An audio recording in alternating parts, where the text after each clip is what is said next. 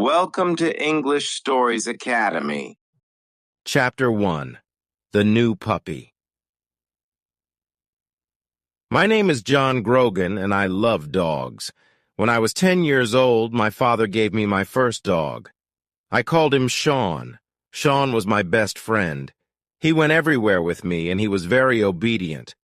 When I called him, he came to me. He played with me, and he walked next to me without a leash. In the car, he sat next to me quietly. After many years, Sean died. He was 14 years old. By that time, I wasn't a boy, I was a man. I had my first job. Sean was a great dog. I wanted to get another dog, but it had to be as wonderful as Sean. Some years later, I moved to Florida and married Jenny. Jenny and I had jobs with newspapers. We were very happy. We were young and in love, and life was wonderful. One day I bought a plant for Jenny. It was very large, with beautiful white flowers. Jenny loved it. Maybe too much. Every day she gave it water. In the end, the plant got sick and died. Some days later, I woke up early. Jenny wasn't in bed. I found her at the table with a newspaper. She had a red pen in her hand. "Jenny," I said, "what are you doing?" She showed me the newspaper. It was open at a page of ads. "Look at this, John," she said. I saw an ad with a big red line under it. Beautiful Labrador puppies, 5 weeks old. "I can't forget about that plant," Jenny said. "Why couldn't I look after a plant? I only had to give it water, but I killed it." She looked sad, but then she smiled. "I can't look after a plant, but maybe I can look after a dog. And later, maybe I'll be ready for a baby." I thought about that. Jenny and I wanted to have children one day, but we loved dogs, too. Our little house was a good place for a dog. We lived near a park and near a beach, and the house had a big yard with lots of trees. "Okay," I said. I put my arms around Jenny. "Let's get a dog." So some days later, we drove to the address in the ad. The house was in the middle of some woods. A woman came to the door, and there was a beautiful yellow Labrador with her. "I'm Lori," said the woman. "And this is Lily. She's the puppy's mother." "Where's the father?" I asked. "Oh," said Lori. "Sammy boy? He's around here somewhere."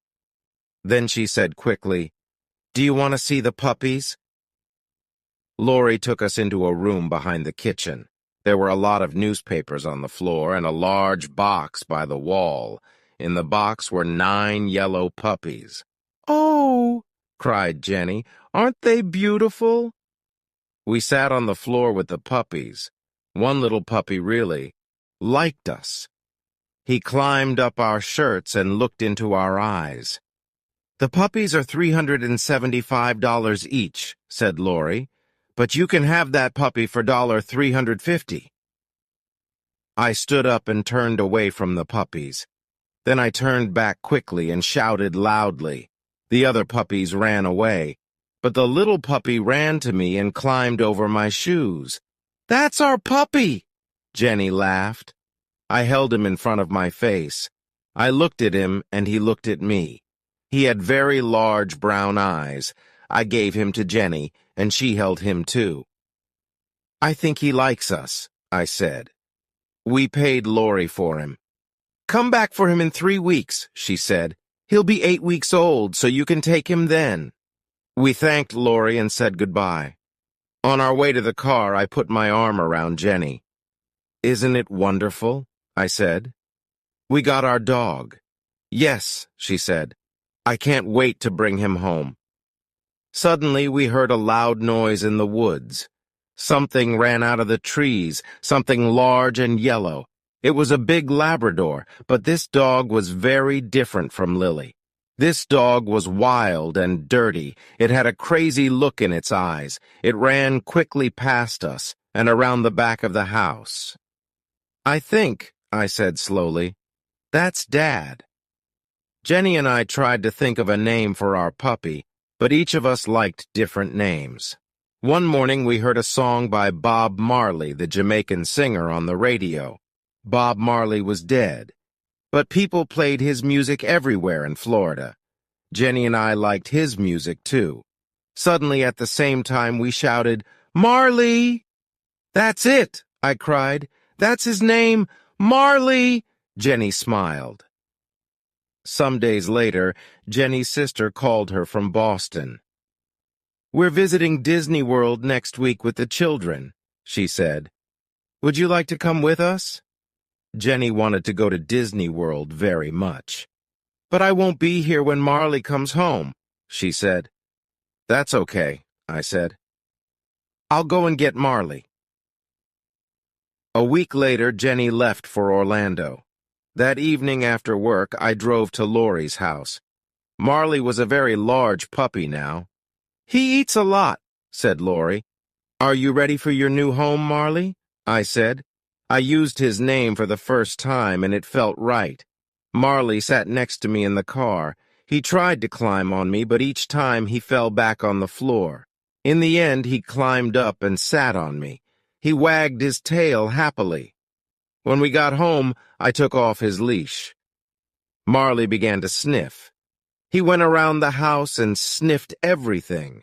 Then he sat back and looked at me with his large brown eyes. I could read Marley's thoughts. This place is great.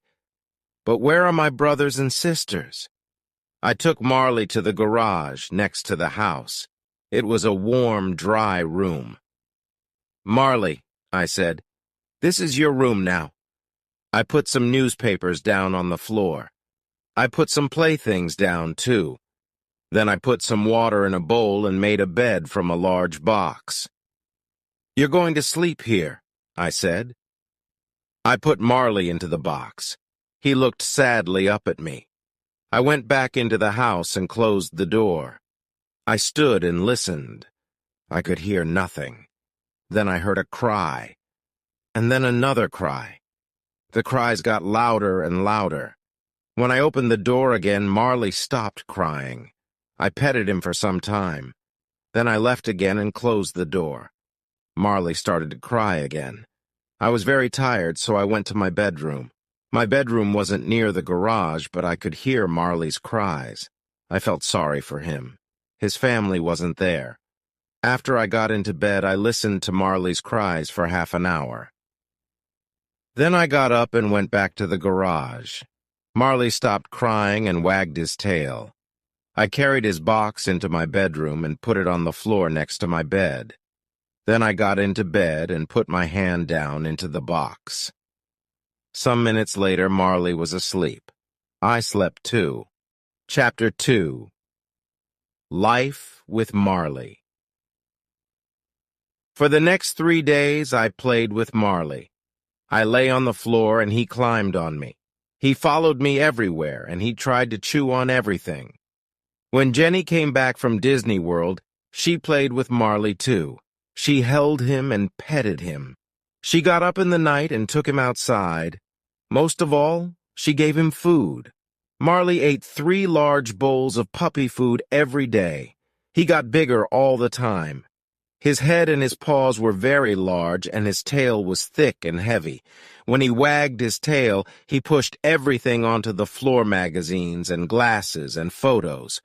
Marley loved to grab things and hold them in his mouth. He grabbed things from the floor and from the dining room table. He grabbed shoes, pens, bottle tops, and many other things. "All right, what have you got this time?" I asked. When I opened his mouth, I always found something new inside. Every morning I took Marley for a walk on the beach. Then I put him in the garage with a bowl of water and some playthings. After that, I went to work. I always said, "Be a good boy, Marley." Jenny came home at lunchtime and gave him food. In the evenings, we took Marley down to the beach again, but our walks weren't easy. Marley ran in front of us and pulled on his leash. We pulled him back, then he pulled us again. He went this way and that way, and he sniffed everything. We tried to teach Marley, "Come, stay, sit down, no," but he didn't listen to us. He wasn't obedient. He was like an excited child, but every day he got bigger and stronger. "I killed the plant, but I'm good with Marley," Jenny said happily. One day, Jenny invited a friend to our house. Her friend brought her old dog Buddy with her. Buddy and Marley ran and played. Then they were tired, so they lay down in the yard. Some days later, Jenny was with Marley when she said, "Come and look at this, John." I looked and I saw something small and black in Marley's fur. "Oh no," I said, "Marley has fleas." They were on his paws, inside his ears, and under his tail. "Buddy had fleas, and he gave them to Marley," said Jenny angrily. She ran out and got into her car. Half an hour later, she came back with bags of chemicals. First, she washed Marley's fur with the chemicals. Then she put him in the garage and cleaned the house carefully. I cleaned the yard. Every day after that, we looked in Marley's fur, but we couldn't see any more fleas. Some weeks later, Jenny said, "John, I'm going to have a baby." "That's wonderful," I said. I was very happy. We were ready for a baby now. Then Jenny said, "But will those chemicals be a problem?" "What chemicals?" I asked. "What do you mean?" "Don't you remember? I used very strong chemicals when Marley had fleas." "They can't be good for a baby," she said. She talked to her doctor about the chemicals. "It's all right, Jenny," he said. "Everything will be okay." Jenny got up early every day and took Marley for a walk. She ate lots of fruits and vegetables. After 10 weeks, she and I saw the doctor again. "Would you like to see your baby?" he asked. "Yes, please," we said. We felt very excited. The doctor took us into a room at the back and Jenny lay down. He moved something over Jenny. On a machine next to him, we could see something like a small gray bag, but we couldn't see a baby inside. "Is there anything in there?" asked Jenny. After a time, the doctor said quietly, "I'm very sorry, Jenny. Your baby's dead." I felt sick. I sat and held Jenny's hand. We didn't say anything for a long time. When the doctor left, I put my arms around my wife. Later, I took her home. She was very quiet in the car. Her eyes were red, but she didn't cry. Back home, Jenny went into the dining room and sat down quietly on a chair. I got Marley from the garage. He was very excited. He jumped up and wagged his tail. He wanted to play. "Not today, Marley," I said sadly. Marley ran into the yard. He came back into the house and drank water from his bowl. Then he ran into the dining room and I followed him. But at the door of the dining room, I stopped. I saw a wonderful thing. Marley stood quietly in front of Jenny with his tail between his legs. He put his big head on her legs. He looked at her with his large eyes and made small cries. Marley understands, I thought. Jenny petted his head and put her face in his fur. Then suddenly she began to cry. I went to them and put my arms around them. The three of us stayed there for a long time, Jenny, Marley, and me. Chapter 3. The Obedience Class. When Marley was 6 months old, Dr. J, the animal doctor, told us about an obedience class. We loved Marley very much, but he wasn't an obedient dog. Every day he got bigger and stronger, and he didn't listen to us. He jumped up on us. He grabbed things in the house and chewed them. When I bought flowers for Jenny, Marley ate them. We met the teacher of the obedience class. She had a cold face, and she didn't smile. "There are no bad dogs," she said, "but there are some very weak people." The class was every Tuesday evening. We put Marley into the car and drove to the first class. When Marley saw the other dogs, he got very excited. A party! He jumped out of the car. I ran after him, but I couldn't catch him. Marley sniffed every dog before I caught his leash.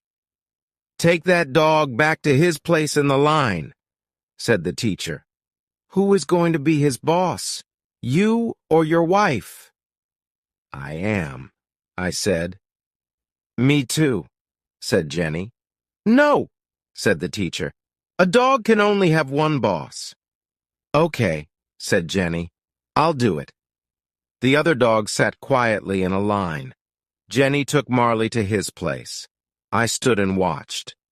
Suddenly Marley saw another dog at the end of the line. That dog looked interesting.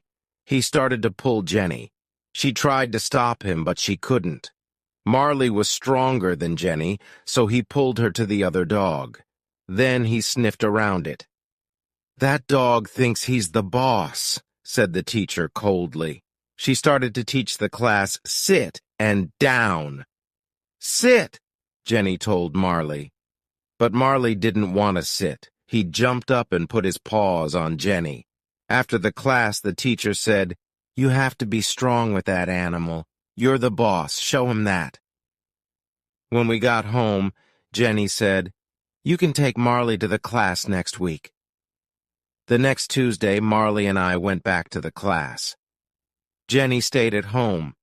In the car, I said to Marley, "I'm the boss. You're not the boss. I'm the boss.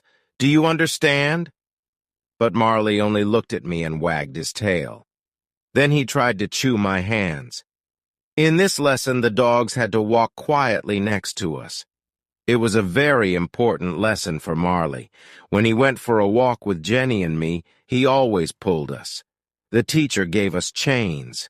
"Put the chain over your dog's head," she said. "When he pulls you, pull him back with it. It will hurt him, so he'll stop pulling." I tried to put the chain over Marley's head, but Marley, of course, got very excited. A new game. He grabbed the chain with his teeth. I tried again, but each time Marley grabbed it. In the end, I got the chain over Marley's head and started to walk with him. When Marley pulled in front of me, I pulled him back with the chain, but then he pulled away again. "Here," said the teacher, "I'll show you." She took Marley's leash and started to walk with him. Marley pulled the chain and the teacher pulled him back. But then Marley pulled the chain again. This new game was great. Then Marley saw me. He started to run to me and he pulled the teacher after him. Marley was bigger and stronger than the teacher, so she couldn't stop him. She was very angry. After class, the teacher said, "Your dog isn't ready for this class. He's too young. You can bring him back in 6 or 8 months." "Are you telling us that we have to leave the class?" I said. "That's right," she said. "You have to leave." Because Marley couldn't go back to the class, I started to teach him at home. But it was difficult. Marley wasn't a fast learner. We had another problem with Marley. In Florida, there were often thunderstorms. Marley was afraid of loud noises. He went crazy in a storm. He broke things and made everything dirty. After each storm, Marley quickly forgot about it. He was happy again and wanted to play. But in the next storm, the same thing happened. He was afraid, so he went crazy again. We talked to Dr. J about the problem.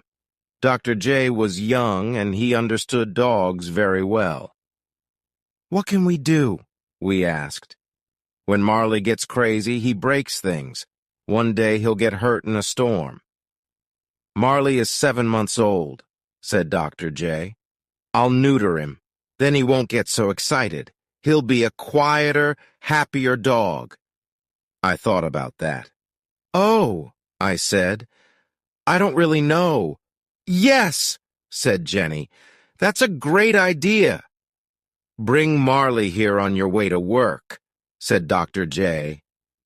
"It doesn't take long. He'll be ready by the afternoon. You can get him again on your way home." A week later, we took Marley to Dr. J.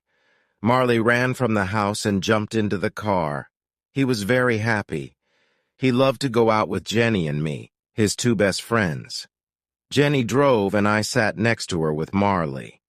He pushed at the window with his nose. He wanted to sniff outside the car. I opened the window and Marley put his nose outside. "I feel sorry for Marley," I said to Jenny. Then I looked at him. His front paws were out of the window. "John," said Jenny, "what's Marley doing? Please be careful." "He's fine," I said. "He only wants to put his head outside." Marley put his head out of the window. Then suddenly he pushed his front legs out too.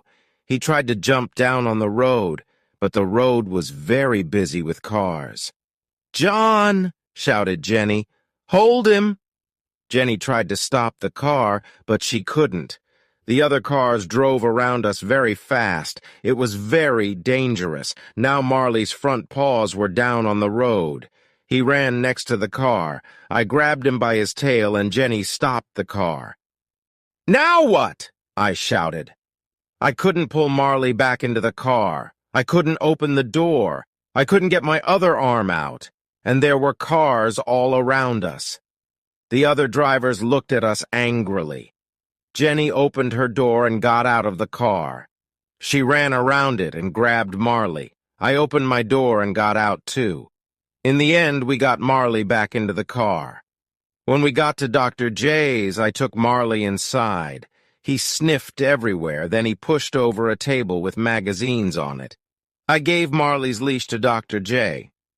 "Please neuter him as quickly as possible," I said. "Please." That evening, when I took Marley home, I saw a change in him. He wasn't excited and crazy. He moved quietly and slowly. Good, I thought. Chapter 4. Changes at Home. Jenny and I worked hard at our jobs. We also worked hard at home. So one evening I said, "Let's go on vacation, Jenny." The next day I bought 2 airplane tickets. They were for a 3-week vacation in Ireland. "What are we going to do about Marley?" asked Jenny. "We can leave him in the house," I said. "Somebody can stay here with him." "Marley is a difficult dog," said Jenny. "That person will have to be kind but also strong. He or she will have to be his boss." "I know," I said. Then I had an idea. Kathy loves animals. Kathy worked in my office. The next day I asked her, and she said yes. Before she arrived, I wrote some notes for her about Marley. There were 6 pages of notes. I showed them to Jenny. "Did I forget anything?" I asked. Jenny read the notes. Then she said, "You can't tell Kathy all that. She won't want to stay with Marley." But when Kathy read the notes, she smiled.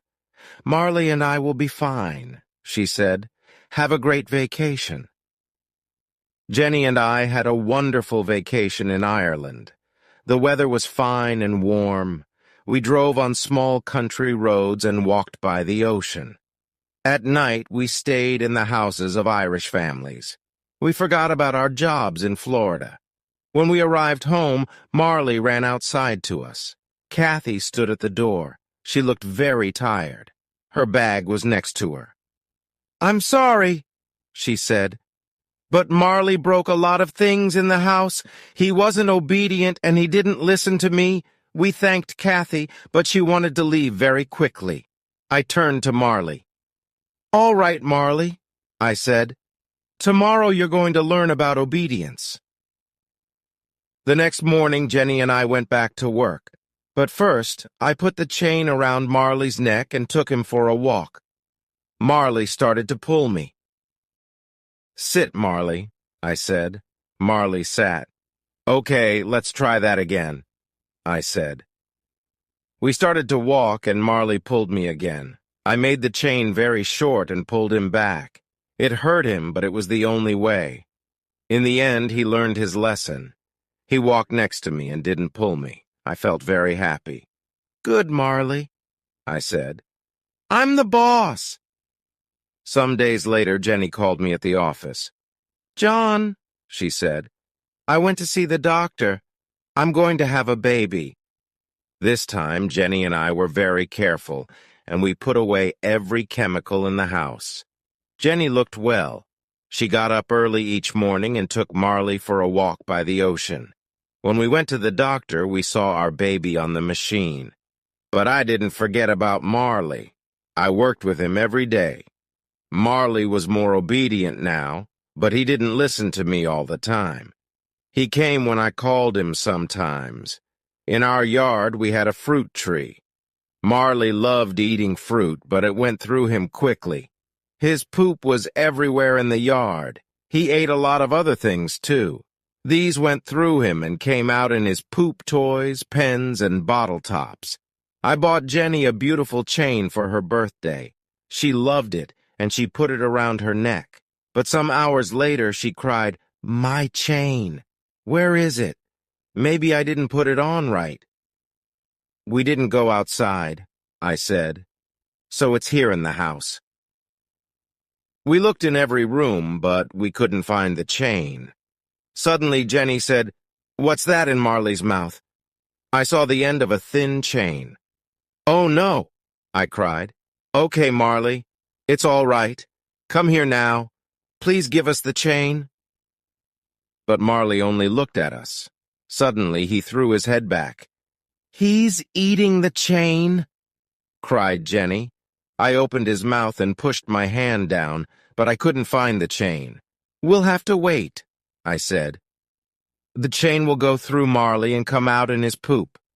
I gave Marley lots of fruit. We waited for 3 days. I followed Marley everywhere.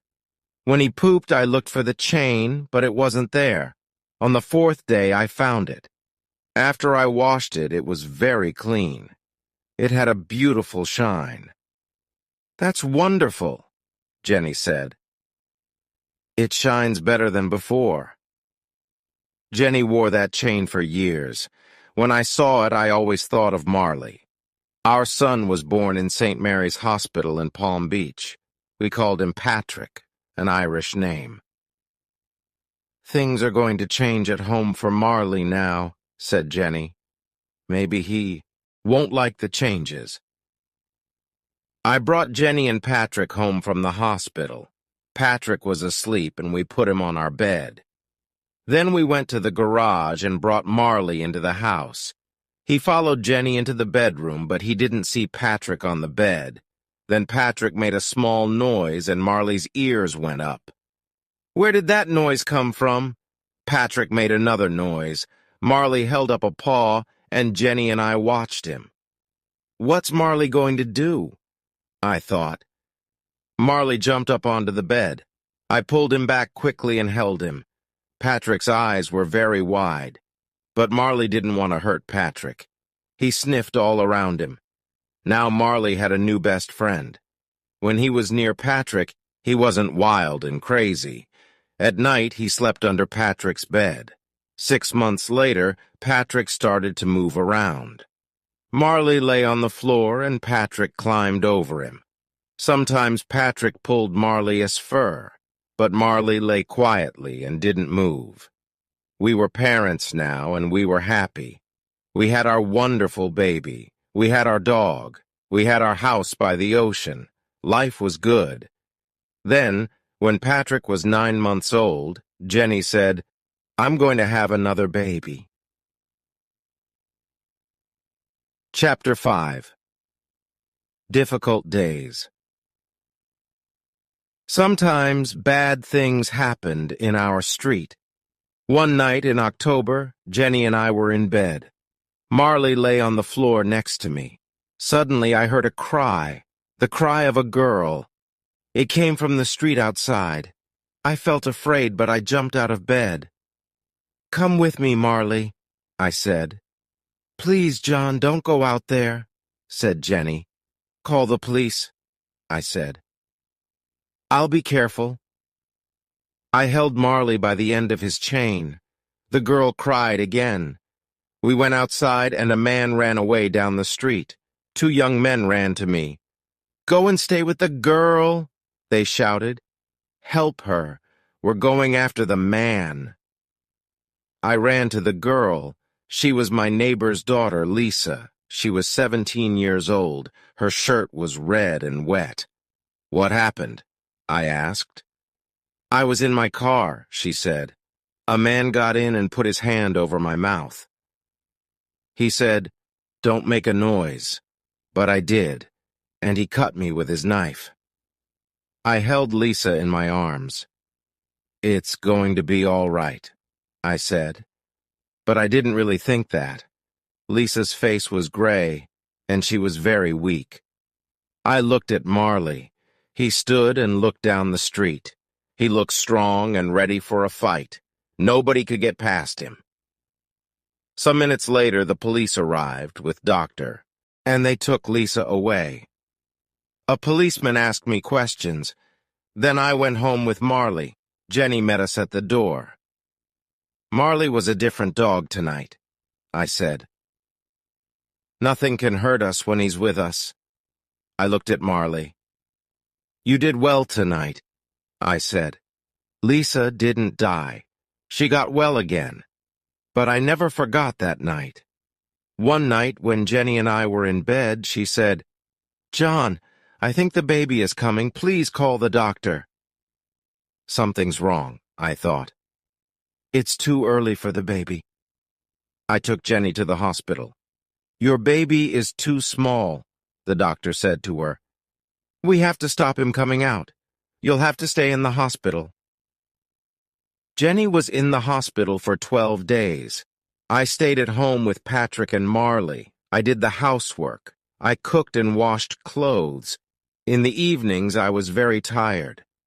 Marley sat and looked at me sadly. I could read his thoughts. "I don't understand. Why doesn't John want to play with me? Why doesn't he take me for walks? And where's Jenny?" I didn't do things at home very well. I left the bathroom door open all the time. Marley loved to go into the bathroom and to drink water from the shower. One day I took Patrick on a visit to the hospital. "What did you do to Patrick?" Jenny asked. "What do you mean?" I asked. "He's fine." "Look at him," said Jenny. I looked. His arms were in the legs of his baby clothes. Jenny called my Aunt Anita. She also lived in Florida, but in a different town. "Please, can you look after John and Patrick?" she said. 2 days later, Aunt Anita arrived. She did the housework, and everything at home was fine again. When Jenny came home, she had to stay in bed all day. This was a very difficult time for her. She couldn't cook or go for a walk. Worst of all, she couldn't hold Patrick. Marley brought his playthings into the bedroom and lay on the floor next to Jenny. He stayed there day and night.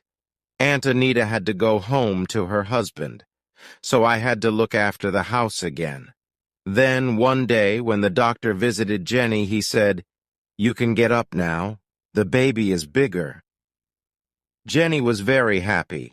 She got up and played with Patrick and Marley. She started to do the housework. The next day, we went to a Greek restaurant for lunch. But suddenly, the baby started to come, so I took Jenny to the hospital. Then everything happened very quickly. 1 hour later, I held my beautiful new son in my arms. Jenny and I had 2 sons now, Patrick and Connor. One was 17 months old and one was a baby. We were very happy with our sons, but we were tired all the time. The babies woke us every night. We couldn't sleep for more than 2 hours. Connor had problems with Jenny's milk. After he drank, he was sick. So Jenny was very sad. "What's wrong with me?" she said. "Connor doesn't like my milk. Maybe I'm not a good mom." She started to get angry quickly. She didn't get angry with Patrick and Connor, but she was often angry with Marley and me. Marley could do nothing right. I bought a plant and planted it in the yard. The next day, Marley pulled it out and ate it. Then he broke a door in the house. He went crazy when there was a thunderstorm. One day when I got home from work, I found Marley with Jenny. Jenny was very, very angry. "Why do you break everything?" she shouted. "You're a very bad dog." Marley stood with his head down, and she hit him again and again. I went and grabbed Jenny's arms. "Hey, hey, hey!" I shouted. "Stop! Stop!" I looked into Jenny's face, but the look in her eyes was new to me. Her face was the face of a stranger. "Get him out of here," she said. "Get him out of here now." I opened the front door and Marley ran outside. When I turned back for his leash, Jenny said, "You have to find Marley a new home." She couldn't mean it. She loved this dog. I walked out of the door. Marley ran and jumped around. He wasn't hurt. I took Marley into the street and said, "Sit!" He sat. I put his chain over his head with the leash, then I took him for a very long walk. When we got home, Marley was very tired. I took off Marley's leash and he ran to his bowl. The water went everywhere on the floor. I cleaned it. Jenny sat in a chair with Patrick and Connor. When I walked past her, she said quietly, "I want that dog to leave." I felt very sad. Marley was my friend and I loved him. I didn't want to find a new home for him. But I also had a wife and 2 small children. I had to think about them. I talked to my friends and neighbors about Marley. "Do you want a Labrador?" I asked. But nobody did.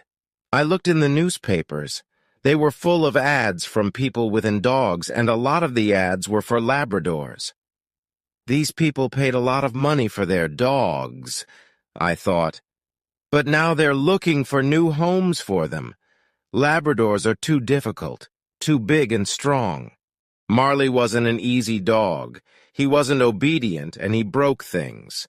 But we brought him to our home when he was a puppy. He loved us and we loved him. He was our dog. I took Marley back to the obedience class. A different teacher was there now. This time, things went better. I said, "Sit," and Marley sat. I put the chain around his neck and he walked quietly next to me. I said, "Stay," and he stayed. I walked away from him, but he didn't move. Then I turned and said, "Come." Marley ran quickly to me. "Good boy, Marley," I said. Good boy." At the end of the 8 weeks, the teacher gave me a paper. It said, "Marley did well in the obedience class." I was very happy. On the way home, I sang after this. A wonderful thing happened. Jenny got better. She stopped being sad and was strong and happy. She was a good mother to Patrick and Connor, and she was kind to Marley again. She danced around the room with him. Sometimes at night, when he was quiet, she lay on the floor with him, her head on his neck. "Jenny's here with us again, Bob," I thought. "That's great." Chapter 6. Marley Makes a Movie. Jenny's friend Colleen worked for a film company. One day, Colleen called Jenny. "My company is making a film about a family in Florida," she said. "They want pictures of a family home. Can I come and take some pictures of your house?" Colleen came and took photos of our home and the children and of Marley, too.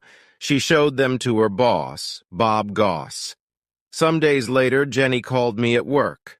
"Bob Gossie is making a movie about a family with a dog," she said excitedly.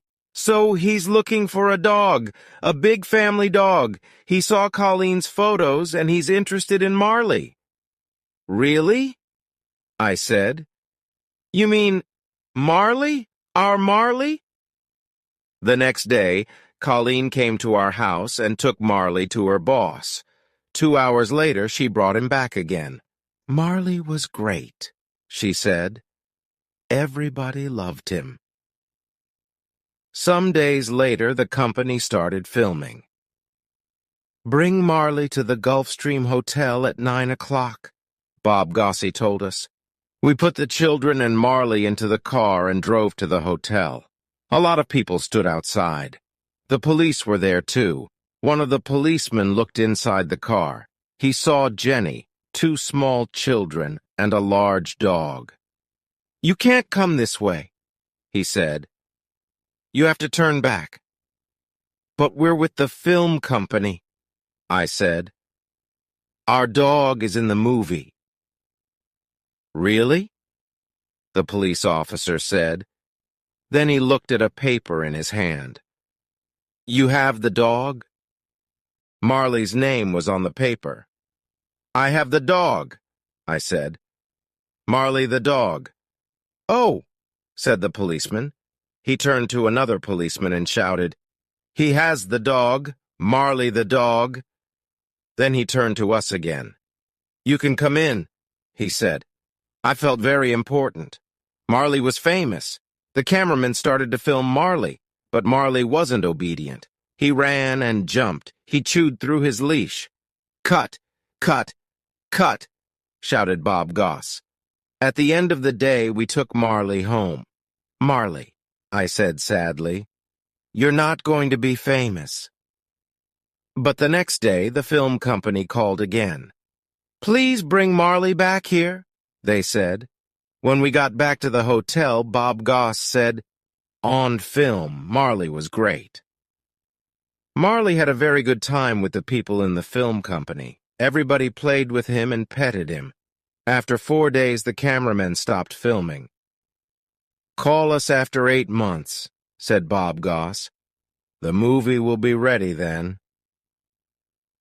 After 8 months, we called the company. The name of the movie was The Last Home Run, but we couldn't learn anything about it. I called the company again and again. 2 years later, I was in a store and there were a lot of movies on the shelves. Suddenly, I saw The Last Home Run. Marley's movie. I bought it and took it home. Come and watch this, I shouted to Jenny and the children. We saw Marley in the movie. He was only there for 2 minutes, but it was very exciting. We all laughed and cried. We're famous, shouted Patrick. Marley's name came at the end of the film. In big letters it said, Marley the dog. Sometime later, we said goodbye to our home in West Palm Beach. The place got more and more dangerous, and our house was too small for 2 children and a large dog. So we moved to a bigger house in another city, Boca Raton. A lot of rich people lived in Boca Raton. They had expensive cars, big houses, and beautiful clothes. There were many good things about our new house. Near the house was a small park. But best of all, it had a pool. We all loved the pool, but Marley loved it most. He jumped in with me and climbed on me. But there was a problem with the garage in our new house. It had no windows and it got very hot in summer, so we couldn't put Marley in it when there was a thunderstorm. I took Patrick and Connor to the pet store and we bought a strong cage for Marley. We put it next to the washing machine. I put some food in the cage. Come here, Marley, I called. Marley went inside and I closed the door of the cage after him. He lay down on the floor and chewed his food happily. This is going to be your new home when we're away, I said. That evening we went out for dinner. Before we left, I opened the door of the cage. Marley walked inside and I closed the door.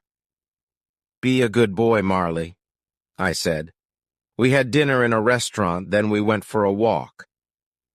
This is great, said Jenny. We can forget about Marley. We know he's fine in the cage. She smiled happily. We went home and walked to the front door. I looked at the window next to it. Something was there, in the window, something black and wet. It was Marley's nose. What's that? I said. How could, Marley? When I opened the front door, Marley ran to us happily. Everything in the house was fine. Then we looked at the cage. The door was open. But how did Marley get out? Asked Jenny. He opened the door from inside, I said.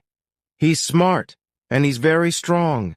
Day after day when we left the house, we put Marley into the cage. When we came home, sometimes he was there. Sometimes he was at the window.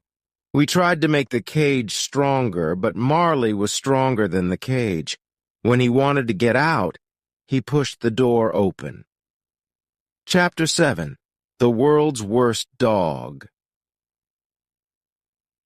Many people in Boca Raton had dogs, but their dogs were very different from Marley. Most of these dogs were very, very small. Rich women carried them in their handbags and took them into expensive stores and in their fast cars. Marley wanted very much to be friends with these small dogs, but the dogs didn't want to be friends with Marley. The weather in Boca Raton was very good, so lots of restaurants had tables and chairs outside. Customers brought their dogs with them to the restaurants. People ate their food or drank coffee, and their dogs lay quietly on the ground. One Sunday afternoon, we went out for lunch. We parked our car and walked up and down the street. Many other people were out with their dogs, too. Marley walked next to me on his leash.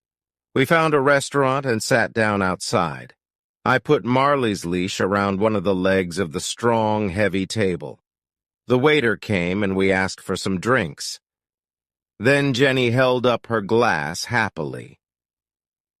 "To a beautiful day with my beautiful family," she said. Suddenly our table started to move. It moved quickly between the other tables and the other customers. "What's happening?" I thought. Then I saw a small white dog across the street. "Marley's going to that dog!" I shouted. "We have to stop him!" We jumped up and ran after Marley and the table. "Sorry, sorry, sorry!" we shouted to the other customers. I ran and grabbed the table. Jenny grabbed it too. We held it and it stopped moving. I turned around and saw the faces of the other customers. Everybody looked at us with their mouths open. We carried the table back to its place and a waiter came. "I'll get some more drinks for you," he said. "No, said Jenny. "We'll pay for our drinks and leave." Jenny and I had another baby. This time it was a girl and we named her Colleen. When Colleen was 2 months old, I had my 40th birthday. I wanted to do something exciting on my birthday, but it was a very quiet day. When I arrived home from work, Jenny was tired. By 8:30, all 3 children were asleep, and Jenny was too. I felt a little sad. I took a drink outside. I sat and looked at the ocean. Marley lay on the ground next to me. I thought about my life, then I thought about Marley.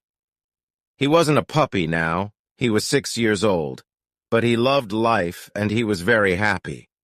"Marley," I said, "it's only you and me tonight." I held up my glass. "We're not young, but we're having a good time." Some days later, my friend Jim called me. "Let's go out for a drink on Saturday," he said. Jim came for me at 6 o'clock and we went out to a bar. We talked and laughed. Then the barman called out, "Is John Grogan here? There's a phone call for John Grogan." It was Jenny. "The baby's crying," she said. "Can you come and help me?" "I'll take you home," Jim said. When we turned into my street, I saw a lot of cars. "Somebody's having a party," I said. Jim stopped the car outside my house and I invited him inside. Then, suddenly, the front door opened. Jenny stood there with Colleen in her arms. She had a big smile on her face. I looked into the yard. There were lots of people around the pool, my friends and neighbors. "Happy birthday, John!" they shouted. "I wanted to take Marley to the beach. You couldn't take pets onto most beaches in South Florida, but one small beach was different. Everybody called it Dog Beach. On Dog Beach, dogs could run freely. They didn't have to be on a leash. One morning in June, I took Marley to Dog Beach. There were lots of people with dogs, but the dogs were on leashes." "What happened?" I asked a man. "The police came," the man said. "We have to use a leash." So I walked Marley on his leash. But I felt sorry for him. After our walk, I gave Marley a bowl of water. Then a man arrived with a big black dog. It looked dangerous. "Don't be afraid of him," said the man. This is Killer, but he's very friendly. He doesn't fight other dogs. I told the man about the police. That's stupid, he shouted. This is Dog Beach. He took off Killer's leash, and Killer ran into the water. Marley looked at Killer, and then he looked at me. I could read his thoughts. Please, please, please, I'll be good. But then Marley started to drink from the ocean. Stop that, Marley, I cried. You'll be sick. But Marley didn't listen to me, and he didn't stop drinking. Then he started to turn around in the water. Oh, no, I thought. I ran into the water, but it was too late. Marley pooped everywhere. Hey, somebody shouted angrily. Get your dog. Marley, no, I shouted. I could feel everybody's eyes on me, and on Marley. No, Marley, no, no, no, no. Marley's poop was everywhere.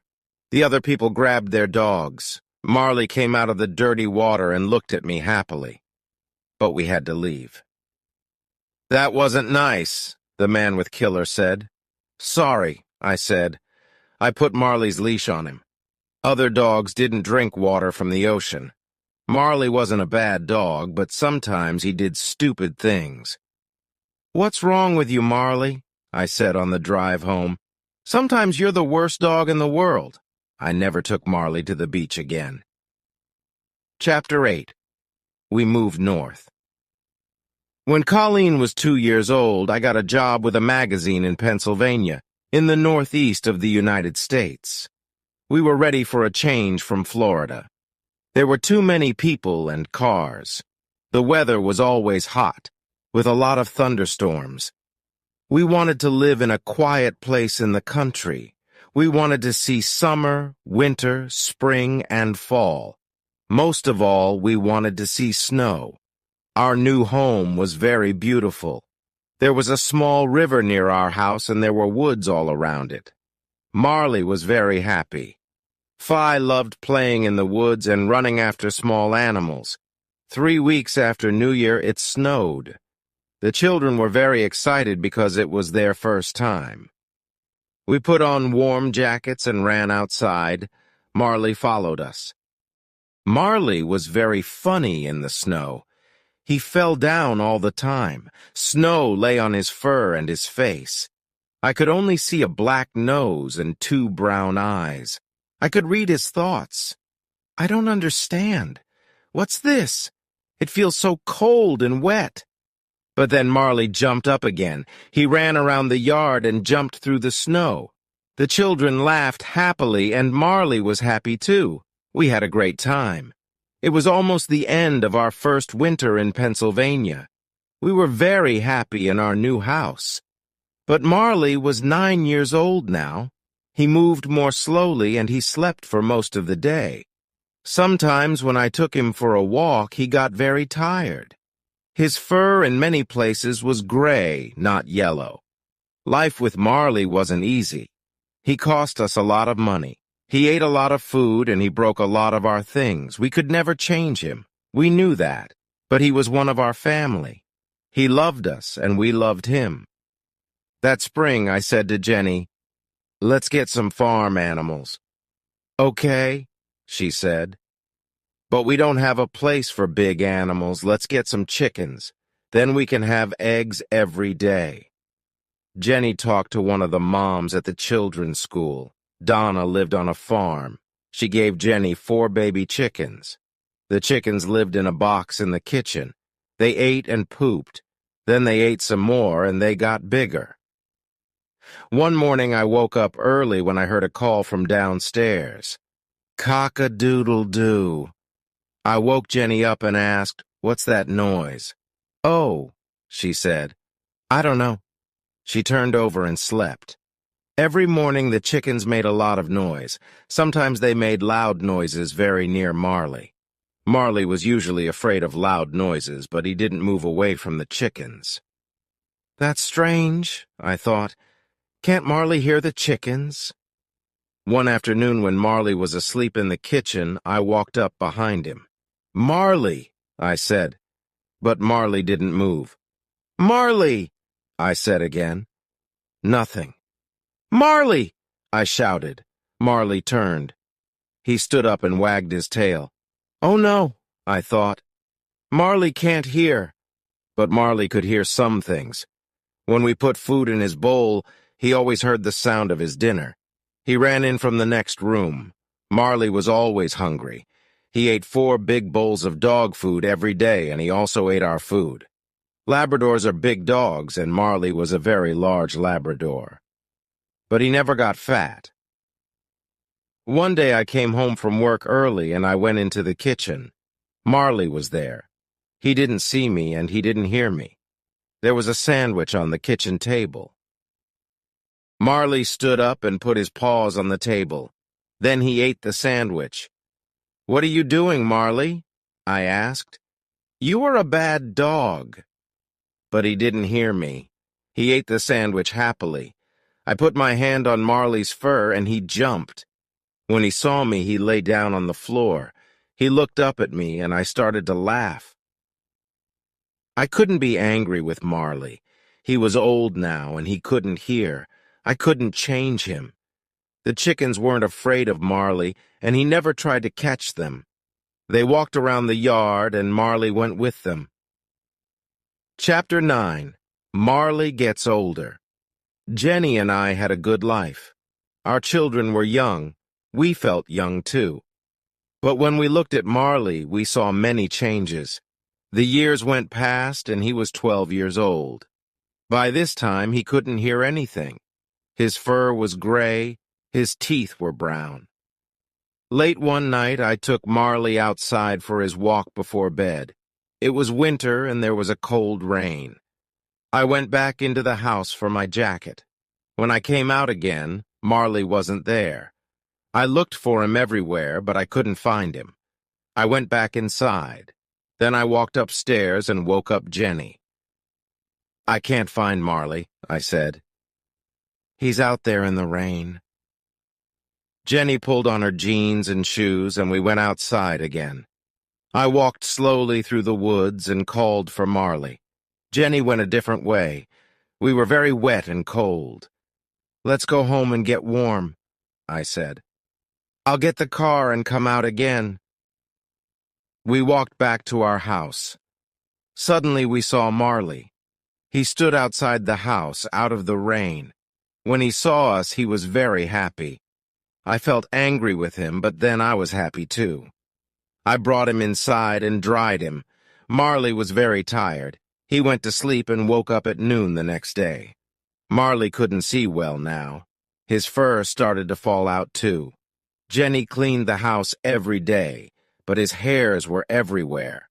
But Marley's biggest problem was his hips. They hurt him a lot, and he couldn't move quickly. He couldn't climb the stairs easily, but he tried to follow us everywhere. Marley had good days and bad days. One spring evening, I took him for a short walk around the yard. The night was cold, and there was a light wind. I ran, and Marley ran with me. "Marley," I said, "you're a puppy again." We ran back to the house. There were 2 small stairs in front of the door. When Marley tried to climb the stairs, he fell down. He lay on the stairs and looked sadly up at me. Marley was too heavy for me.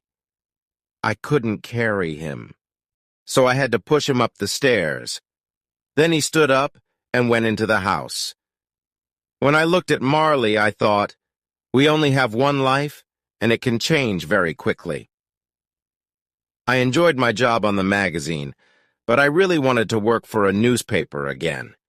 Newspapers were more exciting, and I liked writing about big stories.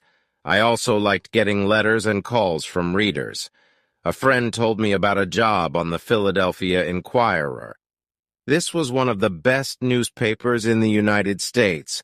I wrote to the newspaper and I got the job. I was very happy. In the summer, Jenny visited her sister in Boston. She took the children with her. I didn't go because I was busy with my new job. Every day I was away from home for 10 or 12 hours, so we took Marley to a vacation home for dogs. Some days later, an animal doctor called me from the home. "I'm sorry," she said, but Marley's very sick. When he saw the other dogs, he got very excited. He ate his food too quickly. Then he had a bad problem with his stomach and he almost died. He's a little better now, but it will happen again. Oh, I said. What are you saying? Do you want us to help end Marley's life? She said. I'm sorry. Oh, I said. I couldn't think. I have to talk to my wife. I called Jenny in Boston and we had a long conversation about Marley. In the end, Jenny said, "The doctor's right. We have to do the best thing for Marley." I called the doctor back. "Yes, Marley's a very old dog," I said. "Life isn't so good for him now. He doesn't have many teeth and he can't hear. His hips hurt him too." "Yes," she said. "Maybe we have to put him to sleep, but I'll call you again in an hour." When the doctor called again, she said, "Marley's a very sick dog, but he isn't getting worse." The next morning she called again. "We can wait," she said. "Marley's eating. You can take him home tomorrow." I was very happy. The next evening after work, I went to the dog's home. Marley was very thin and weak. I thanked the doctor. "Everybody here loves Marley," she said. One of the workers helped me put Marley into the car. Then I drove him home. He couldn't climb the stairs to the bedroom, and I didn't want to leave him. So that night I put a sleeping bag on the floor and lay down next to him. "Tomorrow Jenny and the children are coming back," I said. "But tonight, Marley, it's only you and me." I thought about my first night with Marley when he was a small puppy. That night he cried for his mother, and then he slept in a box next to my bed. Now, 13 years later, here we were again. I put out my hand and petted him. In the next weeks, Marley got a little better. A lot of the time he lay on the floor in the family room, asleep in the sun. But one morning when I was in the bedroom, I heard a noise. Then Connor shouted, "Help! Marley fell down the stairs." Marley lay at the bottom of the stairs. Jenny and I ran to him, but then he got up and walked away. "Marley had a bad fall," I told the children. "But he's okay." But Marley was hurt. When I got home from work that evening, he couldn't move. When he saw me, he tried to get up, but he fell down again on the floor. "I don't think Marley can go upstairs again," I said. But I was wrong. The next day I was upstairs at my computer in my bedroom when I heard a sound. I turned around. Marley stood at the bedroom door. "Marley," I said, "what are you doing here?" I went to him and petted him. Then I looked into his eyes. "Marley," I said, "you're going to tell me when it's time, right?" Chapter 10. A Great Dog. Winter arrived early that year. The children waited for the snow. Can Marley live through another winter? I thought Jenny and I took the children to Disney World in Florida. It was their first Christmas away from home, and they were very excited. Jenny took Marley to the animal doctor's office. They gave him a home there and watched him carefully. We had a great family vacation, but on the way home somebody called us from the doctor's office. "Marley's very tired," she said, "and his hips are really hurting him." The next day, Jenny went for Marley. He got out of the car, but he couldn't walk into the house. He lay on the ground outside. Jenny called me at work. "I can't get Marley inside," she said. "He can't get up." I left my office and went home. When I arrived, Marley was inside the house, but he was very sick. He lay on the floor. For the first time in 13 years, he didn't get up when he saw me. His eyes followed me, but he didn't move his head. I looked at his stomach. It was very big. I called the animal doctors. "Bring Marley here now," a young woman doctor said. I looked at Jenny and she looked at me. "Marley has to go to the hospital," we told the children. "The doctors are going to try to make him better, but he's very sick." With Jenny's help, I put Marley into the back of the car. He lay on the floor. I petted his head.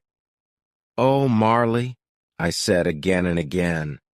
At the hospital, I helped him out of the car and took him inside. The young doctor took him away. Then she came back and showed me some pictures of the inside of Marley's stomach. "I'm very sorry," she said quietly. "We can't do anything for Marley now." "I understand," I said. "Please, can I say goodbye to him?" "Yes, of course," she said. "Have as much time with him as you want." Marley was asleep. I got down next to him and ran my fingers through his fur. I held up each ear in my hands. I opened his mouth and looked at his teeth. Then I held up his front paw. "I want you to understand something, Marley," I said. "Sometimes we called you the world's worst dog, but you're not. We never told you this before, but you're a great dog, Marley, a great dog." I sat with Marley for a long time, then I called the doctor. "I'm ready now," I said. I held Marley's head and the doctor gave Marley something. It didn't hurt him. He died quietly. "I want to take Marley home," I said. Two people brought a large black bag out to my car. Then I thanked the doctor and drove away. When I got home, the children were in bed. I put my arms around Jenny and we cried for a long time. Later we went outside. We took the black bag out of the car and put it into the garage. Next morning, Jenny told the children about Marley. They were very sad and started to cry. "It's okay," I said. "When you have a dog, this always happens. Dogs don't live as long as people." Connor made a picture and wrote a letter for Marley. To Marley, "I loved you all my life. You were always there when I wanted you. Your brother, Connor Richard Grogan." Colleen made a picture of a girl with a big yellow dog. She wrote under the picture, "I will never forget you, Marley. I found a very good place for Marley, in the ground under two big fruit trees. I put the black bag in the ground and Jenny and the children watched. After I finished, everybody said, 'We love you, Marley.' Then we went back to the kitchen and told stories about Marley.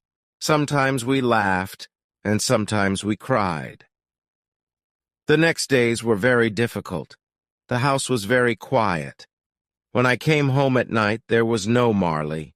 Jenny cleaned the house, but his fur was everywhere. On morning, when I put on my shoes, I found some of Marley's fur inside them. Marley was my dog for 13 years. He wasn't an obedient dog, but he was important in my life. I wanted to tell other people about him. So I wrote about him in my newspaper. Nobody called Marley a great dog, or a good dog, I wrote. He was wild and crazy. He had to leave obedience school. He chewed things, and he wasn't very intelligent. But he understood people's feelings, and he was very good with children. A person can learn a lot from a dog. Because of him, I listened to my feelings. Because of him, I enjoyed winter sunlight and the snow and a walk in the woods. Because of him, I can be a good friend. A dog can show us the important things in life. A dog isn't interested in fast cars or big houses or expensive clothes. Give a dog your love, and he will give you his. Many people read about Marley in the newspaper. Animal lovers called me and wrote to me. They wrote to me about their love for dogs. They wrote about their feelings when their dogs died. Many people wrote funny stories about their dogs. Some people wrote, "Marley wasn't the worst dog in the world. My dog's the worst dog in the world." I began to feel better. I took the letters home and showed them to Jenny. She laughed too. Winter came to an end and it was spring. Our yard was full of flowers. I didn't think about Marley all the time. When I thought about him, I usually remembered the happy days. In many ways, life without a dog was easier. The house and the yard were clean. We could enjoy going out to dinner. But something about our family wasn't right. One morning, Jenny showed me the newspaper. "Look at this," she said. It was an ad for a dog. I saw a photo of a big yellow Labrador. I looked at the photo, then I looked again. "That's Marley," I said. "It isn't Marley," said Jenny. "Look." Under the photo was the dog's name, Lucky. I read, "I'm looking for a new home and a new family. I want a quiet home because I'm a little wild." We read the ad and looked at the photo again. We didn't say anything for some time. Then I said, "We can go and look at him." "Yes," said Jenny. "Why not?" Like, share, and subscribe to our channel.